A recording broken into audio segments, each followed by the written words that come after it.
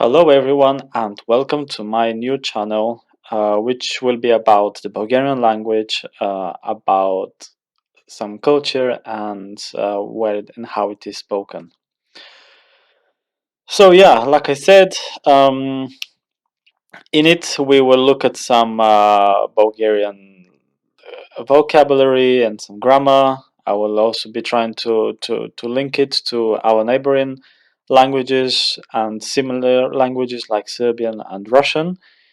And in this respect, I will also try to include some culture and some sociolinguistics and also some politics, which will be featuring here and there. So, before we start with the language itself, some fun facts about it. It is written in the Cyrillic alphabet, and interesting thing about it is that in recent times, there has been a push by some politicians and maybe some historians, uh, the alphabet be called Bulgarian rather than Cyrillic. Why some people say that it's down to nationalism, but other people say it's a more historically accurate to call it Bulgarian, since it was developed on the territory of Bulgaria many centuries back. More about the alphabet: it has 30 letters, and there is a very high rate of letter to sound correspondence. But what does this mean? This means that each letter has a sound. So this means that it's very different from Russian, well, yeah, partly Russian, but especially French and English. Because, and in this sense, it makes it very similar to Spanish and maybe German to some extent, because you basically read whatever you see. And the last fun fact is maybe that the letters don't really have names, apart from a few exceptions. So, what do I mean by that? I mean that, let's say the first one is basically A, then you see B, V, G, D, and so on. We don't say B or B or G and so or Y and so on. So, but I'm not going to go through through the whole alphabet because I will we will cover some of the letters today, and then maybe I will look at some of the later ones as we go on. So, how do Bulgarians actually learn how to read on the alphabet? Normally, that would happen when the kids are 7 years old, because historically this is when they start going to school. But of course, these days, or even before, this happens a bit earlier because some kids are prepared at home, or because they go to a kindergarten or like a preschool year, which helps them with the letters, and that they're basically familiarized by the time they go to school to year one. Um, Also, like if you do not learn it before that, when you go to school, um, you use a book called a bukvar, which basically means bukva. It comes from the word. Sorry, it comes from the word letter. Um, so yeah, basically it's a book about the letters. Here on the left side, you can see several examples of bukvars. These days, the education has been quite commercialized, I guess. So there have been many publishers to come up with their own versions of a bukvar. But here on the right side, you can see the one that I used to learn from, and but that was quite a few years back now. So I guess no one uses this anymore. And here on the right side, you can see what it looks like on the inside.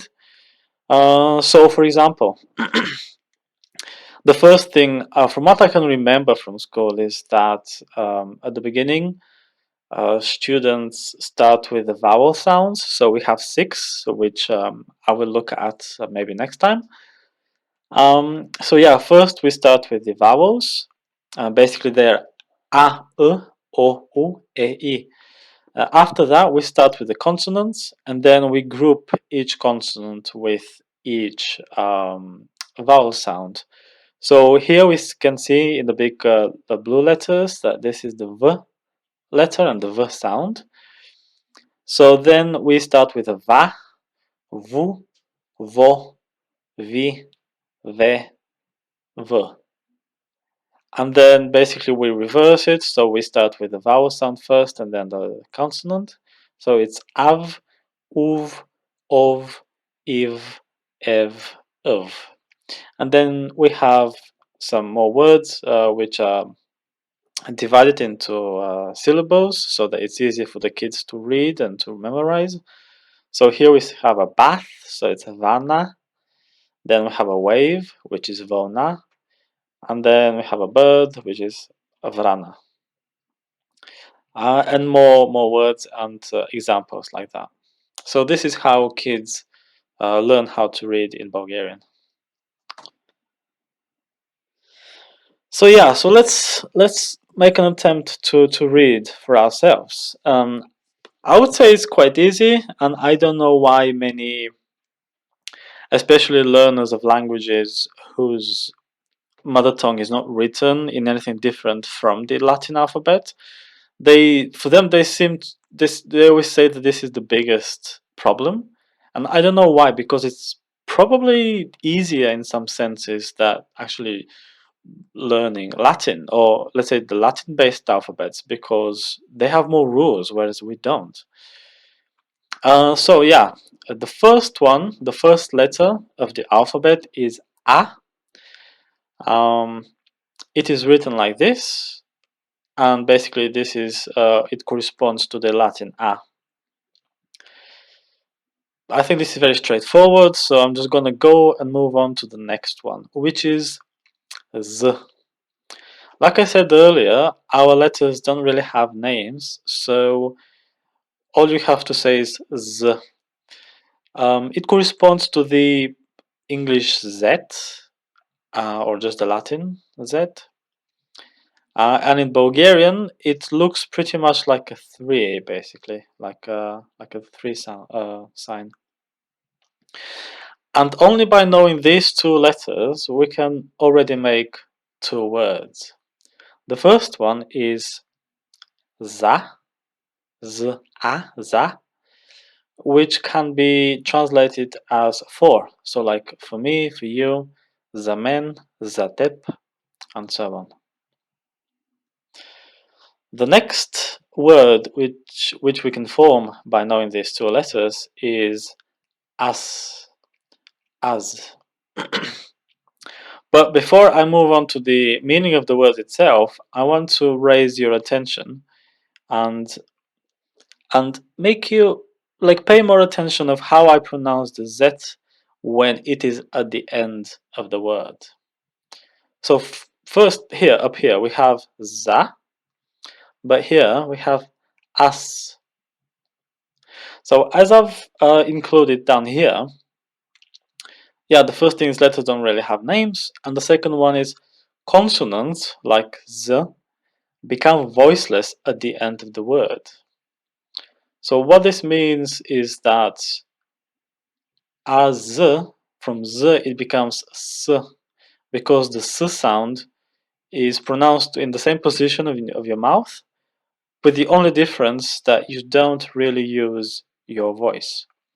So as, we don't really have to say as, because it sounds like stressed as, and that's pretty much wrong.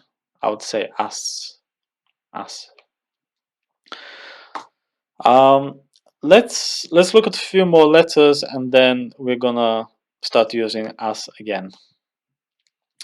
So the next letter I would like to introduce to you is the s sound. It looks like the English C.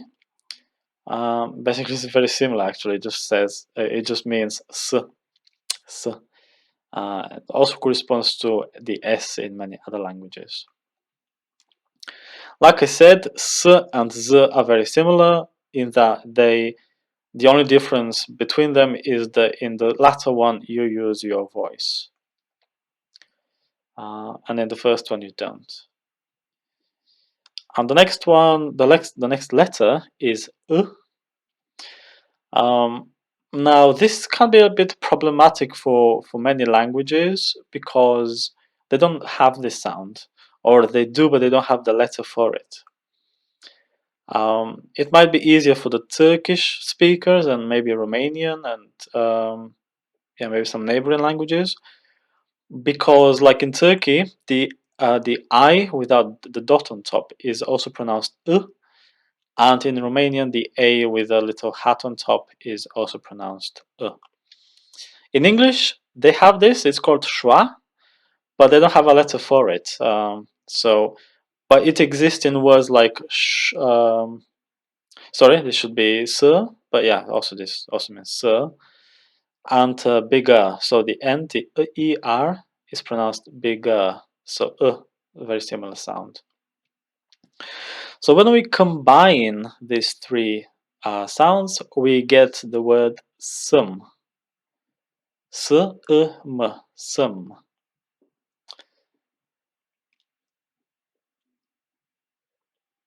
Which in English means, sorry, I've just forgotten to include it. I will do it now, which means I am, I am.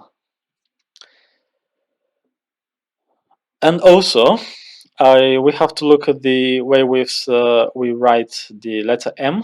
So the capital one is very similar to the English one, but the small one, surprisingly, is basically looks like the bigger one, but just smaller, just like shorter. Which is different to the way we write it. Well, we write it in the Latin alphabet because the M basically has a completely different look. So this is something to bear in mind. Um, so yeah, like I said, these words by knowing these words, we can combine it and have the word sum, which means I am. And yeah, when we combine also I am, it becomes as sum. And here very clearly you can see that the Z becomes voiceless. So it becomes from Z, it turns into S. That's also because the following sound is voiceless as well. And it basically is pronounced in the same way. So when we speak, they kind of join and it just sounds like assam, assam, assam, assam. Okay, and just two more letters for today. The next one is O, which is basically spelled as all other languages, including the Latin-based alphabets. With the only difference that for English speakers, it is not pronounced as O.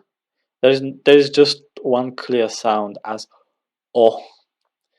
For those of you who know maybe Spanish, it should be much easier because it's pronounced in the same way, O. And the last letter which I've chosen for today is T. T. Also pronounced like the Spanish one, not like the English one, where it would sound like t or t with aspiration. So it's pronounced like t. And also, please pay attention to the way we write the small letter, because it just basically mirrors the bigger one, the capital one, but just slightly shorter. Which on the right side you can see that it differs from the Latin-based one because. It's like slightly different. Whereas in Bulgarian, it would be written in the same way but small. So by knowing these two letters, we can combine and create the word ot, ot, ot, which means from. So from a place or from the beginning of something. But I will give you more examples for this later on. But so in the context of from, we can create something like I am from. Asam ot. And here we have the words Canada, Canada, basically the stress is here, Canada, and Mexico. Um, Next time, maybe I will show you how to write these and how to recognize the letters. But for now, just trust my pronunciation and the examples which I've given down here. So, how can you say that you come from somewhere? You can say Аз съм от Canada, Аз съм от Canada. And the next example is Аз съм от Mexico. Аз съм от Mexico. Okay, so let's have a little game now, and please try to guess. I haven't written it yet in either in neither in English, neither in English nor in Bulgarian. But for now, just listen carefully to the names of the countries and see if you can guess which ones they are. So the first one is Асам от Bulgaria. Асам от Bulgaria. Аз съм от Сърбия. Аз съм от Сърбия. Аз съм от Русия. Аз съм от Русия. Аз съм от Германия. Аз съм от Германия. Аз съм от Аржентина. Аз съм от Аржентина. Аз съм от Финландия. Аз съм от Финландия. And the last two might be slightly trickier to understand. Аз съм от Китай. Аз съм от Китай. And the last one is Аз съм от Япония. Аз съм от Япония. Maybe you can put in the comments down below if you can guess which ones these are, especially the ones at the top. Sorry, at the bottom. Since you know there are some countries in the world which have a different name in each language. So see if you can guess the last two. And this is pretty much it for the first lesson. I hope that's been interesting for you, and please subscribe to my channel if you would like to see more of these videos.